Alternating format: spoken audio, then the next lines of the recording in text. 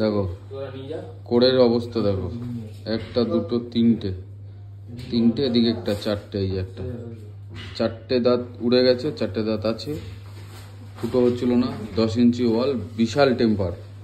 দেখো ড্রিলের মাথাটা পর্যন্ত ভেঙে গেছে, গোড়াটা, গোড়াটা পর্যন্ত ভেঙে গেছে।